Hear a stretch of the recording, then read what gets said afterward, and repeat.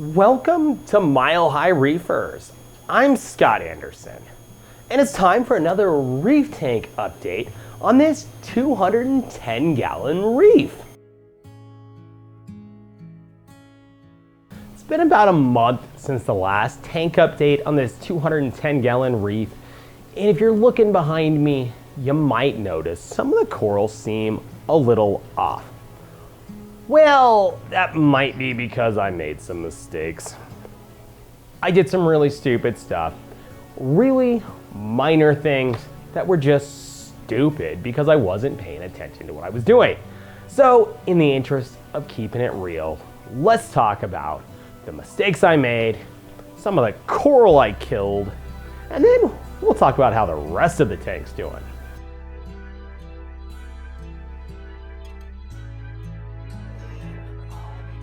So the first thing I did wrong was I left the fresh water on when I was topping off my tank. I have a 30-gallon tank that I use for top off. I turned the valve on and it usually takes 7 to 10 gallons to top off. I wasn't paying attention while I was doing it. I started doing some other stuff in the room, and before I knew it, I pretty well drained the entire 30-gallon contents of that water into the tank. This made my salinity drop and gave me problems. So my salinity went from about 1.023 down to about 1.021, and it did this very quickly. There were several ways I could have handled it. I could have done a big water change. I could have added some salt to the water to help bring it up. What I ended up doing was nothing. I just let the water evaporate out. This tank is 450 gallons of water total. That's the display plus everything downstairs, sump, frag tanks, all of it. So it really wasn't as bad as it sounded, but it did stress some coral out. So, everything up here stressed a little bit. I lost a couple Montiporas in the frag tanks downstairs. Not really a big deal. They kind of grow like crazy and I wasn't too worried about it. The coral that made me sad was this one. This is my rescue Scully. I've had it for a couple of years and now it's dead. Used to live over here, lived there for quite a while. It never got super happy. It was doing really good for a while. Then it started to go back downhill. I put it downstairs in my frag tank. Then when I left the water on, it was just the straw that broke the camel's back. It killed it. It sucks. I love Scullies, and I killed mine. So, moral of the story is pay attention to what you're doing.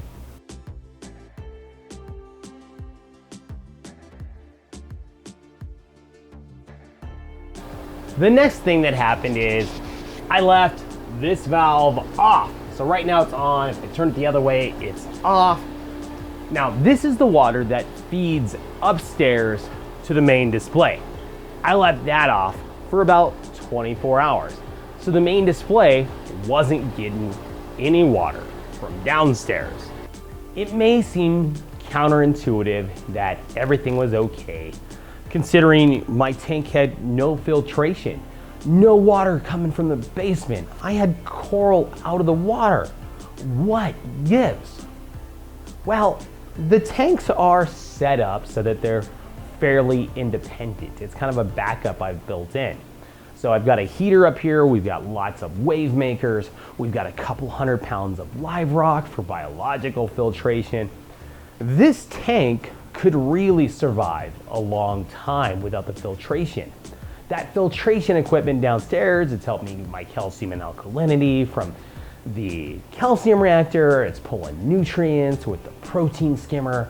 But, for a day or two, it's not that big of a deal. Now, the bigger surprise for a lot of people is going to be how the corals handled being out of the water.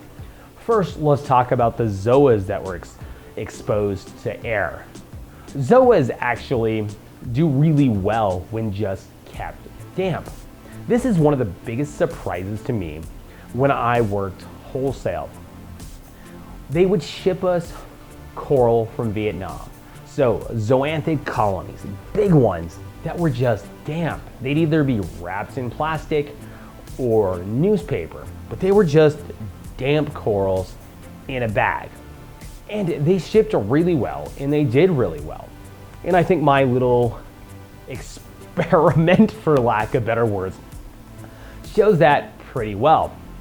The other thing that's going on is we've got wave makers, it's kind of splashing the water, so this stuff's staying somewhat damp. And that's part of what helped the Maniporas, is they stayed somewhat damp, but corals have also evolved to be out of the water some. A lot of our corals come from tidal zones, areas where the water goes in and out, and sometimes corals can be exposed to air for long periods of time in nature. So they've evolved to be able to survive that. And I think some of that's what we're seeing in the Maniporas. So almost 24 hours before I caught that I had that valve off, long story on why it was so long, but the reality is it was fine, mainly because the corals are just that hardy, and a little bit because I did a good job building a backup up here to take care of my own stupidity.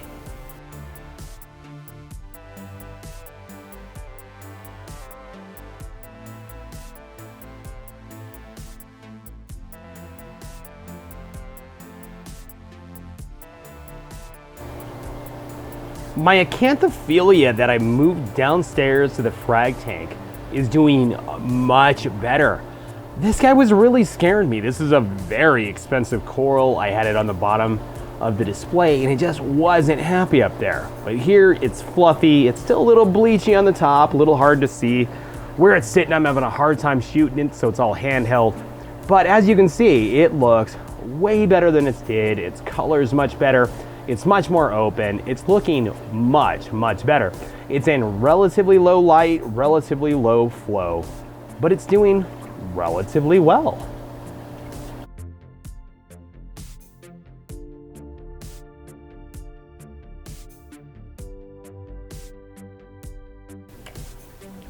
The other thing I want to talk about in today's video is the fluconazole treatment. So I dosed this tank a couple months ago with Reef Flux Fluconazole. I was getting a little bryopsis and I really wanted to take care of it before it became a problem. Now, one of the side effects people are seeing with Reef Flux Fluconazole is that it's killing hair algae in their tank. What a great side effect, right? For the most part, I didn't see a lot of that this time. So the bryopsis died pretty much immediately. So as a bryopsis cure, the fluconazole was 100% there. It's great. I love it for that. So it did exactly what it was supposed to do. When it came to taking care of the algae, it did seem like it slowed the algae growth significantly.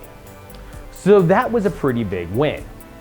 Now, a lot of people will double up their fluconazole dose to try to help take out some more of that hair algae. I didn't personally do that this time, and maybe it would have made a difference. But fluconazole's fairly expensive, and honestly, I just didn't want to spend the money for a treatment that I didn't really think was going to have the effect.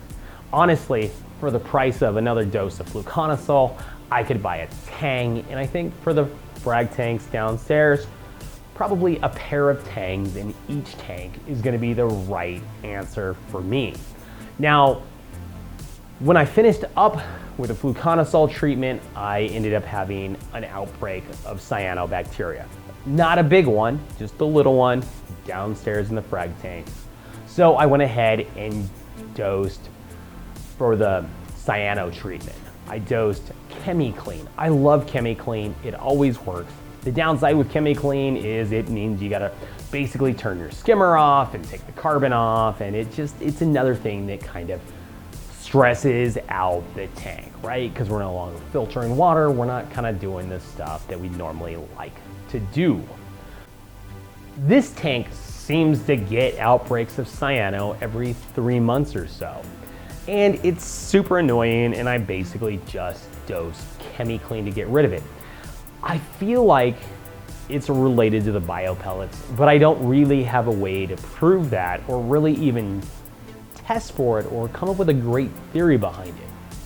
But I have noticed when I don't run biopellets on this tank, I have less cyanobacteria. With the biopellets, they do a great job keeping my nitrates and phosphates low, so I don't have the algae problems that I used to. When I took the biopellets off, this tank exploded in algae and crashed. The way I fixed it was I put the biopellets back on. So it's kind of a give and take. Honestly, I'd rather deal with cyano, which is easy to manage, than hair algae in the main display. Now I'm still dealing with hair algae in the display downstairs. In fact, in the tanks downstairs. In fact, the frag tanks downstairs are a major frustration of mine. I really just need to spend some money and do some major upgrades down there. We need a calcium reactor. We need to get at least 2 tanks in each of those tanks. We need to get a pretty good cleanup crew.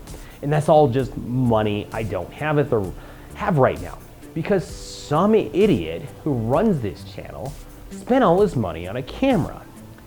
But the camera's paid for, so the budget is opening up to hopefully buy some of that equipment and stuff that I actually need to run the tank soon.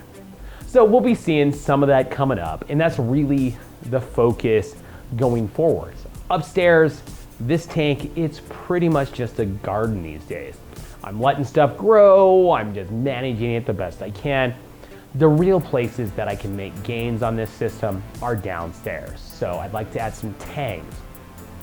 I'd like to upgrade the calcium reactor to something better. There's just lots of tasteful upgrades I can make downstairs that would make this tank a lot better.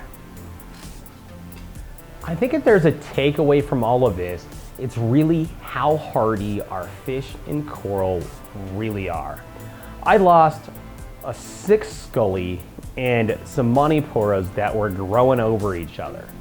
That was it, considering everything I did wrong. Our corals are incredibly hardy. This hobby is easier than a lot of people ever give it credit for. These corals, they want to survive. They want to thrive. So going forwards, as long as I do my part right, this tank, it'll bloom again. It'll be beautiful again. And right now, it's really not far off. It's just a bit off. So thanks for watching this episode of Mile High Reefers. Like, comment, subscribe, and I'll see you in the next one.